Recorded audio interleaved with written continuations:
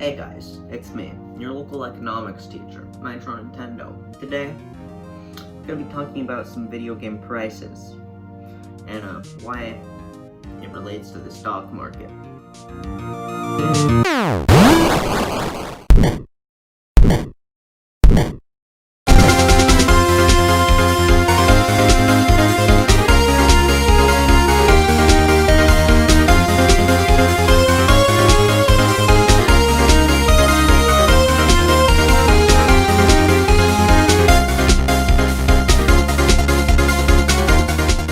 So, when a game comes out originally, let's say it's a Nintendo game, it comes out first party, the game is by Nintendo.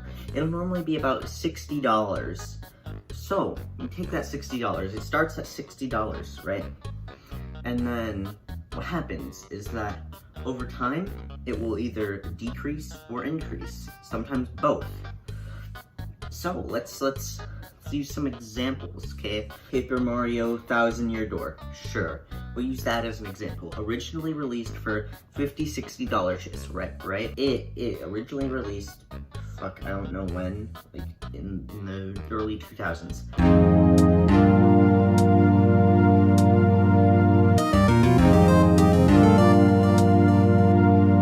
$50 or $60, yeah, for the GameCube.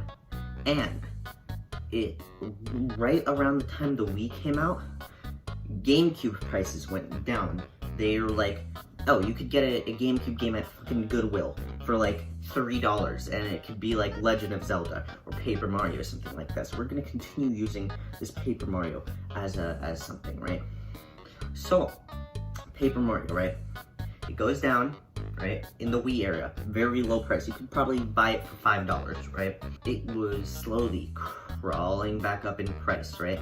And by the time the kids who played the GameCube in their childhood were in college, they wanted to all buy that game again because that's a game that they remember playing when they were younger, and they wanted to play it again for nostalgia. So boom, skyrockets in price. And you may be thinking, hey Nitro, you're pretty crazy.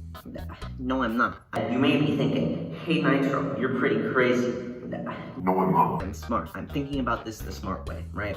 So, the kids who really like those games, they grew up with them. They were in college now, so they were buying all those games back, which means higher demand, lower supply, which means the price, boom, up. But GameCube games, especially now, because of some certain diseases, are very expensive. Like Paper Mario, originally, it's like double the price than it originally was. It's like $120. Who the fuck wants to buy Paper Mario for $120? We'll use NES games as an example too. They came out, I don't know how much they were, probably $50, $60, around there, right? They came out, right? Super Nintendo released. They actually, Nintendo was still releasing some NES games during the Super Nintendo's lifespan.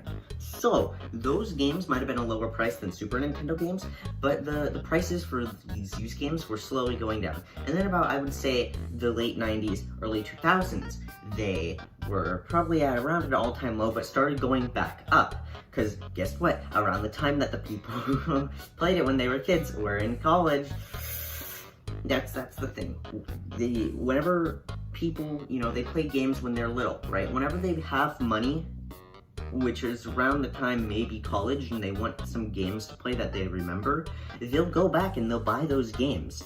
So like, I guarantee you, in a couple of years, when people my age are in college, the Wii games are gonna be hella expensive. And I don't even wanna know how expensive, they're just gonna be too much. Like, so,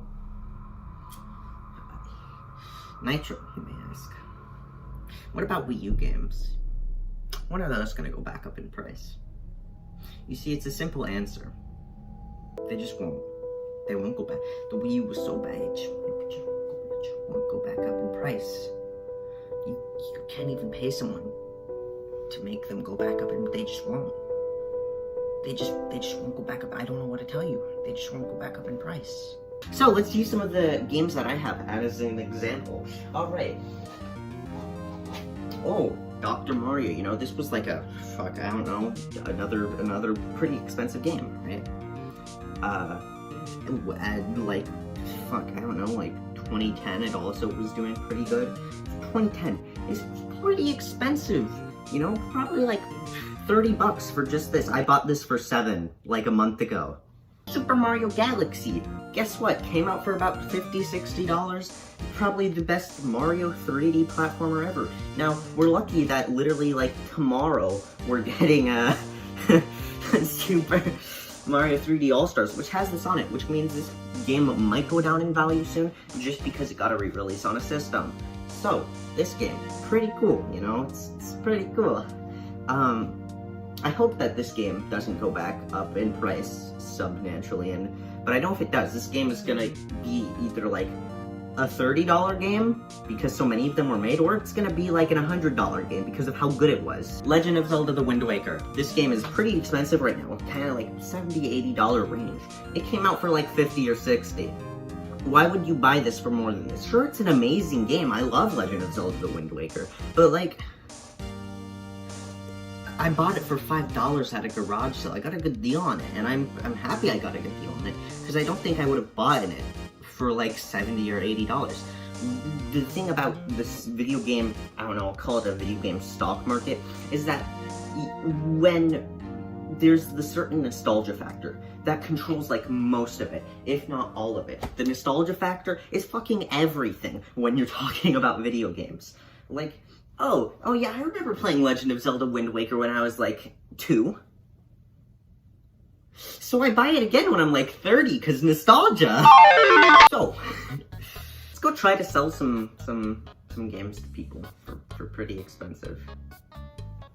Listen, I'm selling this game for $200. Take it or leave it.